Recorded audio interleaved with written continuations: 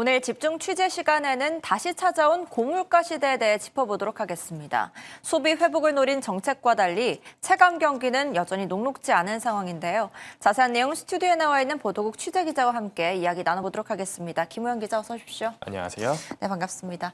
일단 물가가 다시 오르고 있다는 것은 시청하시는 분들 모두가 체감하고 계실 텐데 가장 중요한 것은 얼마나 오른지겠죠. 관련 통계와 함께 전해주시죠. 네, 이 대부분의 물가 지표가 다시 우상향 흐름을 보이고 있습니다.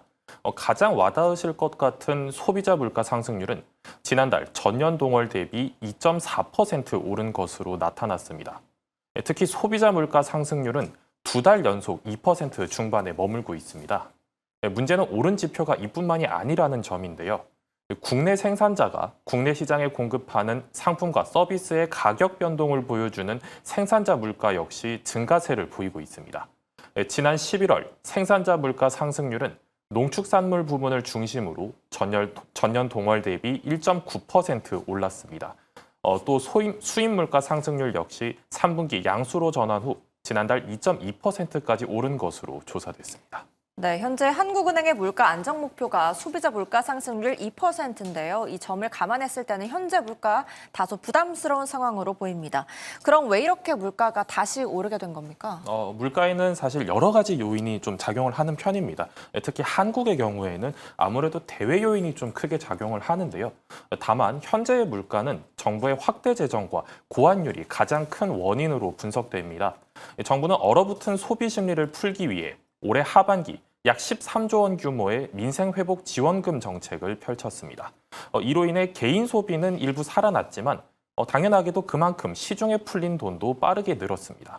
실제로 시중 통화량을 보여주는 지표인 광의 통화는 지난 10월 전년 동기 대비 8.7% 늘어난 것으로 집계됐습니다. 통화량이 늘면 원화 가치는 약해지는데 이럴 경우 같은 물건을 사더라도 더 많은 원화를 내야 합니다. 또 원화 가치 하락은 환율에도 영향을 미치는데요. 오늘 외환 시장에서 달러당 원화 값은 장중 1,484원대까지 내려갔습니다.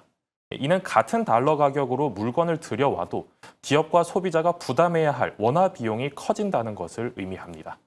특히 석유류처럼 유통 전반에 영향을 주는 물품의 수입 가격 상승이 물가를 전반적으로 밀어올린 것으로 해석됩니다. 네, 고물가에 고환율까지 겹치면서 서민들의 삶이 더욱 힘겨워지고 있는데 이렇게 어려운 시기에 소비 트렌드도 변화했다고요? 네, 그렇습니다. 인간의 3대 필수 요소라고 하면 시청하시는 분들이 대부분 의식주를 꼽으실 것 같습니다. 그러나 높은 물가 속에서 시민들이 의류 구매를 줄인 것으로 나타났습니다. 이 소비자원에 따르면 올해 소비 생활 분야에서 가장 중요한 것은 식품, 금융, 주거 순으로 나타났는데요. 이 반면 지난 조사 당시 2위였던 의류는 올해 4위까지 밀려난 모습입니다. 한국 소비자원은 고금리와 고물가, 고환율 등 대내외 경제 불확실성이 큰 시기에 금융 상품에 대한 관심이 높아진 것이라고 풀이했습니다.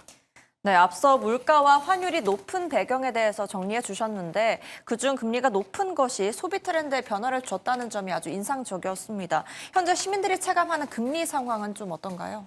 아까 이제 고금리 말씀드렸을 때 아무래도 시청하시는 분들 중 다소 의아하신 분들이 좀 계실 것 같습니다. 사실 기준금리만 놓고 보면 체감이 크지 않으실 수도 있는데요. 실제로 한국은행은 지난달 금융통화위원회에서 기준금리 동결을 결정했습니다. 하지만 기준금리와 실제 대출금리는 차이가 있는데요.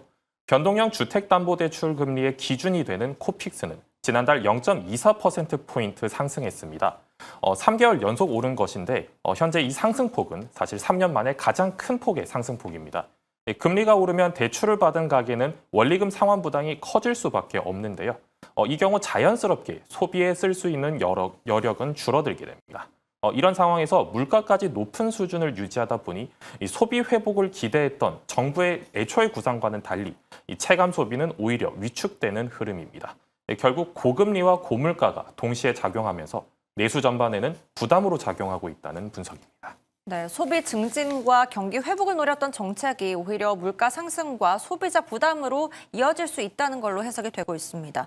중요한 것은 앞으로일 텐데요. 내년도 물가와 소비 전망 어떤가요? 네, 이 정부는 올해와 같이 내년에도 확장 재정 기조를 이어가겠다는 방침입니다. 이 대통령은 지난 11일 기획재정부 업무보고에서 당분간은 확장 재정 정책을 쓸 수밖에 없다고 말하며 내후년 내 예산도 확장 재정 기조로 가겠다는 뜻을 밝혔습니다. 실제로 기재부는 이 같은 기조에 맞춰 새해부터 민생 정책을 펼치겠다는 계획인데요.